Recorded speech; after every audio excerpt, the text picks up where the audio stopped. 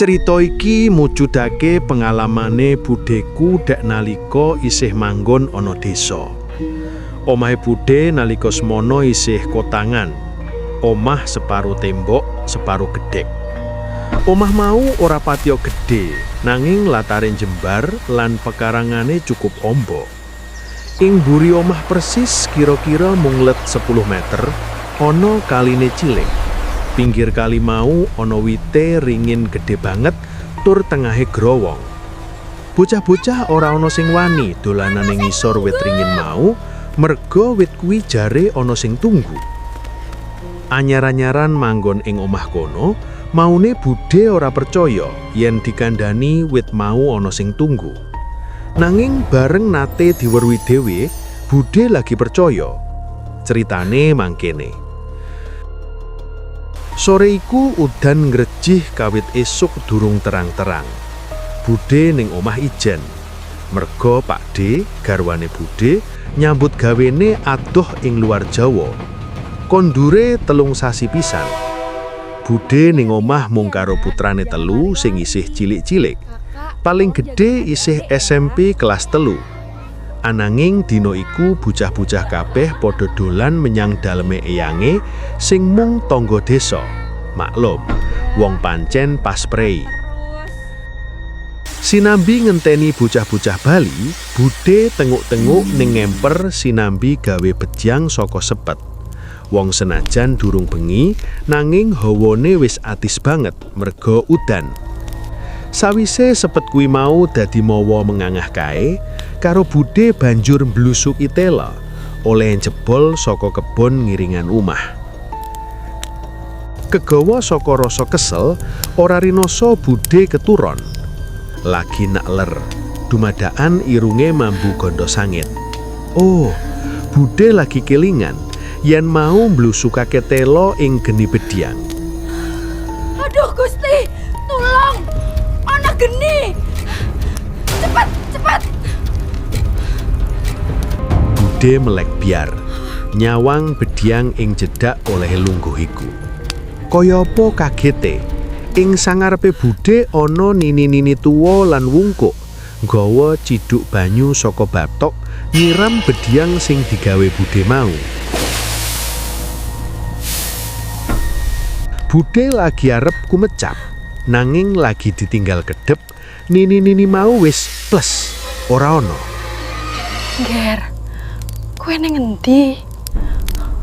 Kok iso ilang? Dasare budhe pancen kendel, babar pisan budhe ora nduweni rasa wedi ngalami prastawa kaya mangkono iku. Wong tua wungkuk kuwi mau mesti sing tunggu waringin buri omah. Ciri-cirine persis kaya sing diceritakake wong-wong.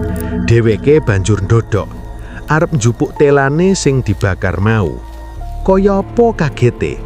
Jebul bedyang oleh gawe iku genine wis merembet ndilat kursi sing dienggo lungguh lan sebagian wis merembet tekan saka sing kanggo cagak emper iku. Untung banjur mati. Upama ora ana nini-nini mau, omahku rak sida kobongan. Batine budhe karo ngucapake panuwun marang Gusti kang akarya jagat kang wis paring pitulungan liwat tangane nini-nini mau. Ora ngira wong tuwa mau jebul tetulung. Sesasi, 2 sasi nganti ganep setahun ora ana kedadean apa-apa. Budhe uga wiwit nglalekake kedadean iku. Nanging sawijining dina nalika budhe lara ana kedadean aneh maneh. Jam 3 bengi nalika budhe nglilir saka anggone turu, dumadaan keprungu swara wong nyapu rek rek rek cedhak banget. Kaya-kaya mung ing swalike gedhek. Isih yah meneh, kok wis nyapu ki sapa? Yen anak-anakku jelas ora mungkin. Putraku 3 iku ya ora ana sing gelem nyapu. Upama mbantu gawean, pol-pole mung isi gentong. Nanging sapa ngerti, weruh ibune lara, bocah mau gelem tandang gawe.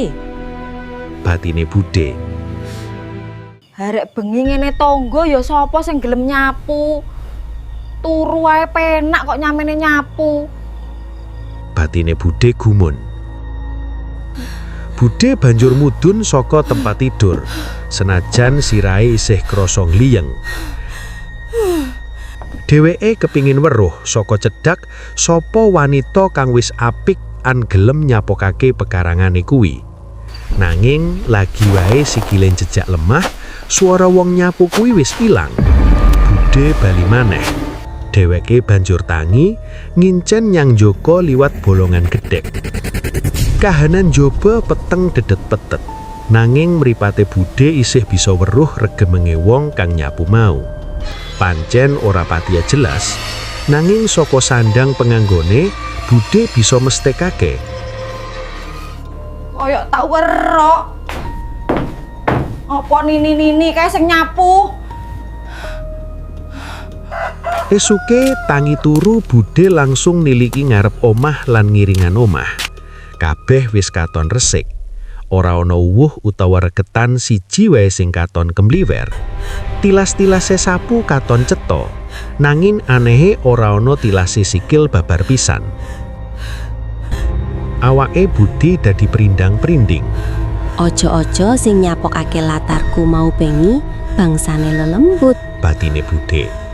Lho, latare kok wis resik. Sapa sing nyaponi, Bu? Pitakone Nanang sing nomer loro, sing ujug-ujug wae wis ngadeg ana mburine. Dheweke uga mentas wae tangi turu. Rekane arep pipis ning ngisor pelem ngarep omah. Biasane Nanang anger tangi turu mesti pipis ana kono, ora gelem menyang kulah. Lah iya toh, Nang. Ibu ki ya gumun. Wangsule Budhe karo Mengo nyawang Nanang. Aneh, Bu. Kok ora ono tipake sikil ya? Aloke Nanang maneh karo nudungi tilas sapu sing katon galer-galer. Budhe mung meneng. Nanang uga banjur lunga. Atine Budhe tetep rumangsa ora kepenak. Mula dheweke banjur menyang omahe Mbah Yem, tangga let pager. Enten napa Bukun? Kok njanur gunung enjing-enjing tindak mriki? Aloke Mbah Yem kang lagi nyapu ning ngarepan weruh tekane Budhe.